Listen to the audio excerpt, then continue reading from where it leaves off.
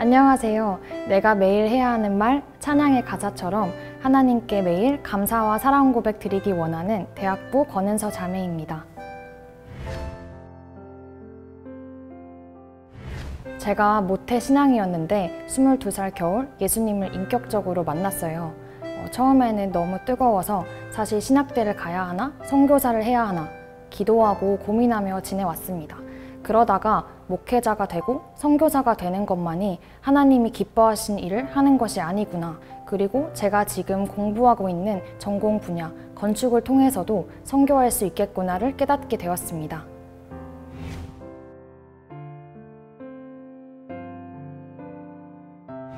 (2) 년 전에 주님을 뜨겁게 만나고 정말 선교가 너무 가고 싶었어요.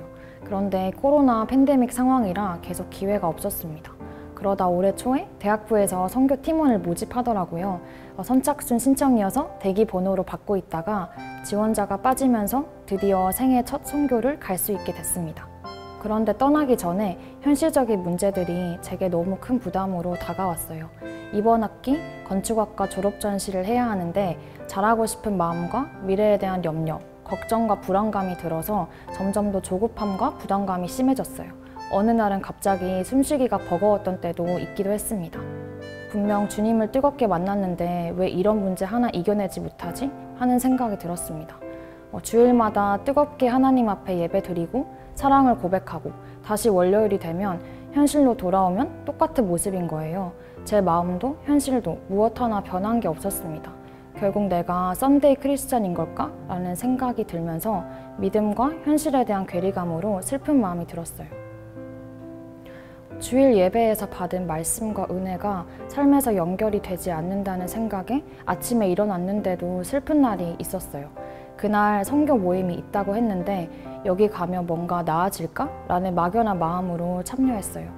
이날 목사님께서 썩은 동아줄 비유를 말씀해 주시면서 저뿐만 아니라 그곳에 모인 다른 친구들 모두 우리의 모든 것을 하나님께 다 맡기고 싶은데 하나님께 맡기는 것이 정확히 어떤 것인지 몰라서 힘들어하고 있었던 것 같아요.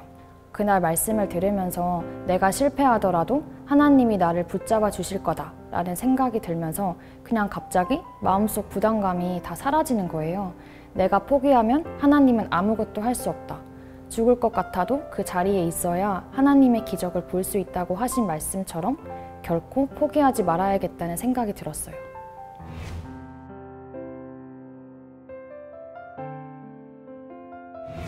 비행기에 타자마자 한 승무원 분이 오셔서 어디서 왔냐고 물어보셨어요. 교회에서 왔다고 하니까 웃으시면서 바로 단기 선교 가시는 건가요? 라고 물어보시는 거예요. 그 단어를 알고 계셔서 반갑고 신기했어요.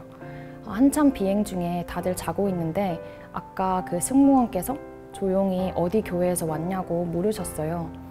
소망교회에서 왔다고 하니 타국에서 입맛 안 맞을 때 먹으라고 팀원들을 위해 고추장을 준비했다고 봉투에 넣어주신 거예요. 그래서 비행기가 도착하자마자 팀장 언니에게 이야기를 했는데 임원진들이 짐을 싸다가 마지막까지 고민 끝에 결국 뺀 게 고추장이라는 거예요.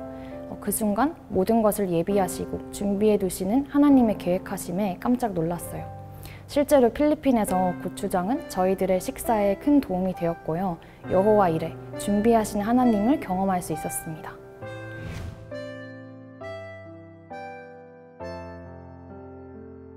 현지 선교사님께서 필리핀어로 찬양을 하셨는데 그곳 아이들이 율동까지 하면서 정말 열심히 따라하는 거예요. 그 모습을 보고 있는데 그냥 눈물이 났어요. 나중에 내가 왜 울었을까 생각해 보니 알아듣지는 못하지만 우리가 지금 다 같이 한 분 하나님을 진정으로 찬양하고 있구나 하는 생각에 너무 감격스러웠어요.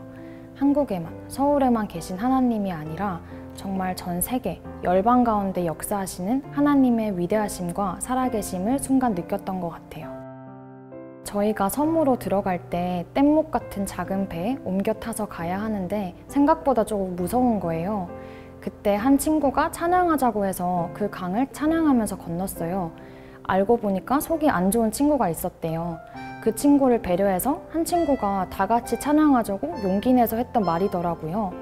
아팠던 친구도 찬양하면서 속이 괜찮아졌다 해서 너무 신기했어요. 그 후에도 저희가 쉬는 시간 혹은 이동 시간마다 찬양을 했어요. 저희 함께 찬양해요 하면 밴 안에서 달리면서 찬양하고 트럭 안에서 찬양하고 또 바나나 나무 아래에서 찬양하고 모두가 함께 찬양했던 순간들이 너무 행복해서 잊지 못할 시간들이었던 것 같아요. 이게 바로 천국의 모습 아닐까라는 생각을 했습니다.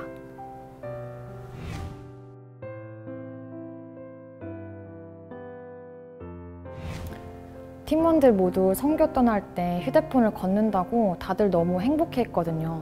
참 신기했어요. 다들 휴대폰 없이 자유롭게 살기를 바라는 마음들이 있는 거예요.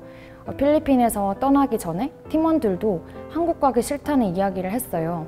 너무 천국 같은 시간들을 보내고 오다 보니 거기 계속 머물러 있고 싶은 마음이 들었던 거죠. 그때 돌아오기 전 받은 말씀인 갈라디아서 5장 말씀이 생각났어요. 그리스도께서 우리를 자유롭게 하려고 자유를 주셨으니 그러므로 굳건하게 서서 다시는 종의 멍에를 매지 말라. 예수님을 믿는 믿음으로 더 이상 어떤 것에도 묶여있지 않은 자유한 삶을 살아야겠다라는 결단으로 입국장 들어가기 바로 전 휴대폰을 잡고 안수기도, 축복기도를 드렸습니다.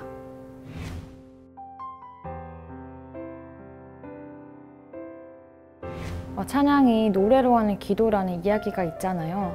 팀원들이 아프고 힘든 어려운 상황 속에서 나의 입술로 고백했을 때 그 힘과 능력을 느꼈어요.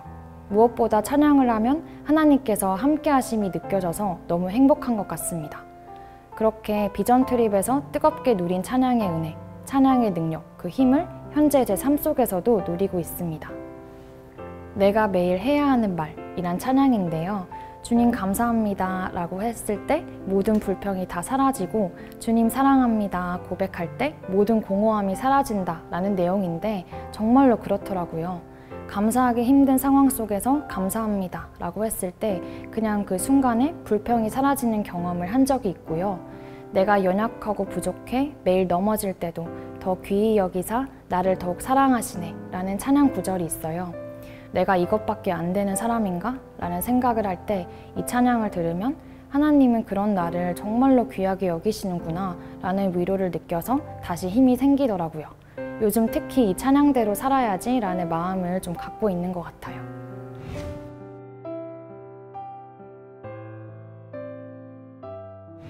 제게 주신 전공 분야를 어떻게 살리는 것이 좋을까 늘 고민했었어요. 난민들을 위해서 효율적인 모듈을 개발해서 공급하는 분야인 재난건축에 더 많은 관심이 생겼고요. 광장이나 공원 같은 오픈 스페이스에도 관심이 있습니다. 그런데 전에는 뭘 해야 할까 고민했다면 이제는 진짜 하나님께서 어디로 가라고 하시든 순종하겠다고 말하게 됐어요.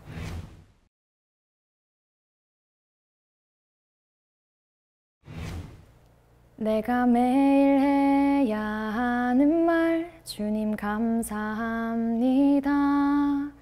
이 고백할 때의 모든 불평 다 사라지네.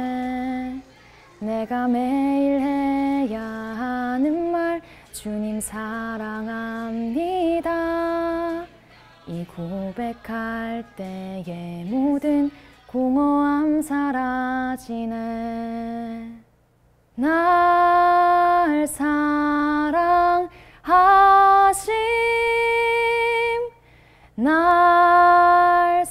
나의 하나님은 왕이신 하나님입니다. 내 인생의 왕이 되시며 만물의 주관자 되신 주님 앞에 순복할 수밖에 없는 무익한 종입니다. 왕이신 주님 앞에 매일 찬양드리기 원합니다.